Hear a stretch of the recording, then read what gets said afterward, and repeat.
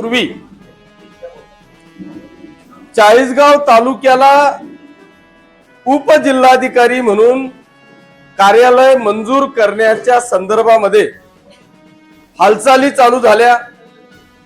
मी त्याला माझ्या स्तरावर विरोध केला। या विभागाचे कमिशनर आयुक्त आदरणीय गेडाम साहेबांना मी पत्र दिलं। या राज्याचे महसूल मंत्री आदरणीय बावनकुळे साहेबांना पत्र दिलं आणि त्यांना विनंती केली की माझी चाळीसगाव शहरामध्ये उपजिल्हाधिकारी कार्यालय देण्याच्या संदर्भात अजिबात विरोध नाही। तुम्ही चाळीसगाव शहराला फक्त उपजिल्हाधिकारी कार्यालयच नाही, त्या चाळीसगावला आपण केंद्र शासित प्रदेश करून टाकला तरी आमची हरकत नाही। परंतु चाळीसगाव तालुक्याला पाचोरा आणि भडगाव मतदारसंघ जॉईंट करू नये अशी भूमिका माझी होती। या भूमिकेला तुमचं सहमत आहे का? जर सहमत असेल तर पहिल्यांदा हात वर करून सगळेजण हात वर करा। हे फक्त विरोधाला विरोध नाही, याचं कारण असं आहे की मला पाचोऱ्याचा एखादा व्यक्ती असेल किंवा भडगावचा एखादा व्यक्ती असेल, त्याला जर का जळगावला उपजिल्हाधिकारी कार्यालय असेल आणि तिथं जर का त्याची एखादी तारीख आली तर त्या ठिकाणी हा काय माहिती असा तर त्या ठिकाणी जर माणूस जळगावला गेला तर उपजिल्हाधिकाऱ्याच्या बरोबरच तिथे आमचं कलेक्टर ऑफिस आहे, तिथे सेशन कोर्ट आहे, तिथे जिल्हा परिषद आहे, तिथे एसपी ऑफिस आहे, तिथे डीडीआर आहे, तिथे सिव्हिल हॉस्पिटल आहे। जर मला किंवा जिल्ह्याचं कृषी अधिकाऱ्याचं ऑफिस आहे, जर एखादा व्यक्ती उपजिल्हाधिकारी कार्यालयाच्या मध्ये जर का गेला तर त्याचे अनेक कामं करून तो व्यक्ती घरी येऊ शकतो। आपल्या बरोबरच या पाचोरा आणि भडगाव मतदारसंघातला जो वकील असेल की ज्या वकिलाला एक केस करता जर का उपजिल्हाधिकाऱ्याकडे जावं लागत असेल तर त्यांच्या देखील अनेक केसेस असतात, त्याच पद्धतीने ते तारखा देखील घेतात। आणि म्हणून आम्हाला चाळीसगावला उपजिल्हाधिकारी कार्यालय घेऊ नका असं अजिबात म्हणणं नाही। तुम्ही उपजिल्हाधिकारी घ्या, जिल्हाधिकारी घ्या, तुमचावाला केंद्र शासित प्रदेश करा, पण त्याला पाचोरा आणि भडगाव मतदारसंघ हा अजिबात जॉईंट होणार नाही, ही आमची ठाम भूमिका आहे।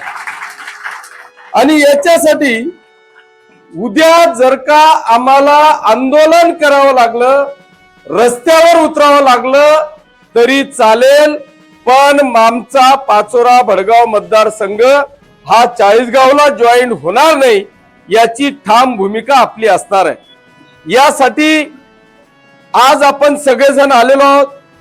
मी उद्या किंवा सोमवारी मी मुंबईला आहे। आपण आज एक निवेदन तयार करतोय, आजच निवेदन तयार करून आपल्या सगळ्यांच्या सह्या घेऊन या निवेदनाचं पत्र राज्याचे मुख्यमंत्री आदरणीय देवेंद्रजी फडणवीस साहेब, उपमुख्यमंत्री आदरणीय एकनाथजी शिंदे साहेब, दुसऱ्या उपमुख्यमंत्री ताई सुनित्राताई पवार साहेब आणि या राज्याचे महसूल मंत्री आदरणीय बावनकुळे साहेब, या विभागाचे कमिशनर आदरणीय गेडाम साहेब, या सगळ्यांपर्यंत जळगावचे जिल्हाधिकारी आदरणीय घुगे साहेबांच्या माध्यमातून हे निवेदन आपण या सर्व सन्मान्य व्यक्तींपर्यंत पोहोचवणार आहोत।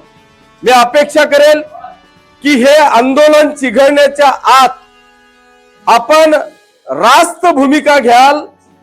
एका चाळीसगाव तालुक्याला न्याय देत असताना इतर तालुक्यांवर अन्याय होणार नाही याची काळजी राज्याचे मुख्यमंत्री, उपमुख्यमंत्री आणि महसूल मंत्री घेतील अशी मला रास्त अपेक्षा आहे। पण जर का याच्यामध्ये आपल्याला अपयश आलं तर मात्र आपल्याला सगळ्यांना रस्त्यावर उतरावं लागणार आहे।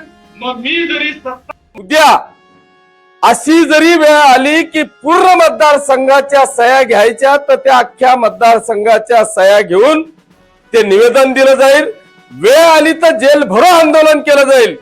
परंतु पाचोरा आणि भडगाव मतदारसंघ हा 40गावला जॉईन होणार नाही.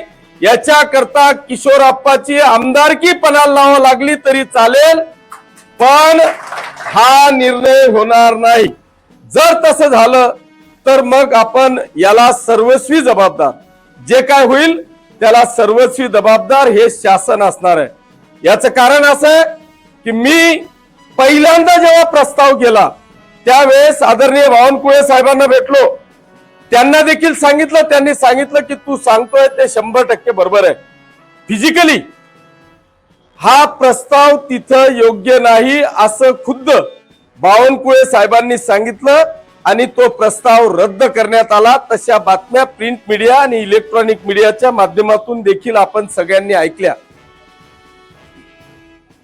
हे असं असताना, प्रस्ताव रद्द झालेला असताना एखाद्याचा हट्ट पुरवण्यासाठी दुसऱ्यांवर अन्याय आम्ही सहन करणार नाही. तो हट्ट पुरवण्यासाठी पुण्यावरून डायरेक्ट सूचना केल्या गेल्या की तुम्ही पुन्हा प्रस्ताव पाठवा. तो पुन्हा प्रस्ताव तिथे गेलेला आहे. ती गोष्ट एवढी सोपी नाही. ती पुन्हा माननीय कमिशनर पर्यंत येईल. कमिशनर तो प्रस्ताव जाहीर करतील, त्याच्यावर हरकती मागवतील, पण तो प्रस्ताव जाहीरच होऊ नये अशी भूमिका आपण सगळ्यांनी घेतलेली आहे, घ्यावी लागणार आहे. जर एकदा का ते झालं तर मग इथून मला 60 किलोमीटर माझ्या पाचोरात सांबेरचा आमचा एखादा व्यक्ती आहे ज्याला 20 किलोमीटरवर जळगाव आहे, तो सामनेरच्या व्यक्तीला 70 किलोमीटर जावं लागणार आहे. राणीच्या बांबरूडचा व्यक्ती आहे, आमच्या दहीगाव डोकलखेडाचा व्यक्ती आहे, इकडे पिंपळगाव वडसाळ्याचा व्यक्ती आहे. हे जर का टोकाचे गाव जर आपण पाहिले तर आपल्याला एकाला सुद्धा या पाचोरा आणि भडगाव मतदारसंघातल्या एकही व्यक्तीला, जर तुम्ही भडगाव तालुक्यातला आमर्द्याचा विचार केला किंवा तिकडच्या आमर्द्याच्याही पुढे वलवाडी असेल, या गावांचा विचार केला तो वलवाडीवाला 35 मिनिटात जळगावला जातोय, अंचळगाववाला 30 मिनिटात जळगावला जातोय. त्याला तिथं सगळ्या प्रकारच्या सुविधा आहेत. महाराष्ट्रातले किंवा जिल्ह्यातले सगळ्या प्रकारचे कलेक्टर, SP, CO, जिल्हा कृषी अधिकारी, DDR सगळ्याच्या सगळ्या ऑफिस तिथे असताना मी अशा एखाद्याच्या हट्टापायी आमच्यावर अन्याय सहन करणार नाही. मी तर पहिलेच सांगितलं की तुम्ही 40गावला केंद्रशासित प्रदेश जाहीर करा, पण आमच्यावर आम्ही अन्याय सहन करणार नाही. याच्याकरता आपल्याला सगळ्यांना याच्यासाठीच, कारण मी सकाळी लोकमतला बातमी वाचली आणि बातमी वाचल्यानंतर तातडीने PA ला सांगितलं की मला 1 वाजता कुठल्याही परिस्थितीत सगळ्या पदाधिकाऱ्यांना, लोकप्रतिनिधींना इथे बोलवा आणि बोलून मला तातडीने ही मीटिंग घ्यायची आहे. मी एकटाही पत्रकार परिषद घेऊ शकलो असतो, पण हा निर्णय माझ्या एकट्यापुरता नाही. हा निर्णय आपल्या प्रत्येकावर अन्याय होणार आहे. जर असा अन्याय होणार असेल तर आपण बाळासाहेबांचे शिवसैनिक आहोत. सत्तेला लाथ मारून अन्यायावर वाचा फोडण्याची धमक ही आपल्या शिवसैनिकांमध्ये असली पाहिजे आणि ती धमक आपल्या सगळ्यांमध्ये आहे. आणि म्हणून आज आपण हे मोठं पाऊल उचलतोय. माझी सगळ्यांना विनंती आहे की येणाऱ्या काळामध्ये ह्या विषयाला, एक काम नाही झालं चालेल, पण ह्या कामाला आपल्याला कायमस्वरूपी संपवावं लागणार आहे. अन्यथा आपल्या येणारी पिढी आपल्याला माफ करणार नाही. जर आम्ही एखादा लोकप्रतिनिधी म्हणून या मतदारसंघाचं नेतृत्व करणार असू तर आम्हाला, आमच्यावर आज अन्याय आम्ही सहन करू, पण आमची भविष्यातली पिढी आम्हाला माफ करणार नाही. म्हणून माझी विनंती आहे की हा विषय आपल्याला सिरियस घ्यायचा आहे. एवढीच बातमी देण्यासाठी मी आज पत्रकार बांधवांना या निमित्तानं विनंती केली आहे. याच्यानंतर कदाचित आज घाई असल्यामुळे मी वकील बांधवांना बोलवू शकलो नाही, पण याच्यात सगळ्यात महत्वाचा रोल हा वकिलांचा देखील आहे. येणाऱ्या काळात वकील देखील स्वतंत्र त्यांचा संघ घेऊन ते कदाचित याच्या बाबतीतली मीटिंग घेतील. पण मला तातडीने या विषयात आवाज उठवायचा होता. सोमवारी मला निवेदन द्यायचं होतं, म्हणून मला उद्या आणि परवामध्ये या सगळ्या बातम्यांचं कलेक्शन करून मला माननीय मुख्यमंत्री महोदयांपर्यंत हा विषय पोचवायचा आहे। हा माझा एकेकोरपणा नाहीये। इथे एखाद्या शेंबड्या मुलाला जरी विचारलं ना तर तो प्रॅक्टिकली फिजिकली हा सगळा विषय सांगेल। म्हणून माझी पत्रकारांना हात जोडून विनंती आहे की हा जो आमचा तीव्र विरोध आहे, हा विरोध आपण तेवढ्याच जोमाने ताकदीने आपल्या प्रिंट मीडियामध्ये किंवा इलेक्ट्रॉनिक मीडियामध्ये घ्यावा, अशी एक आग्रहाची विनंती ही किशोरप्पाच्या वतीने नाही तर या मतदारसंघातल्या तमाम जनतेच्या वतीने, पाचोरा भडगाव तालुक्याच्या वतीने मी आपल्याला आग्रहाची विनंती करतो आणि थांबतो। धन्यवाद। जय हिंद, जय महाराष्ट्र। आता फक्त पत्रकार बांधव जातील, आपण सगळेजण इथंच थांबावं अशी विनंती।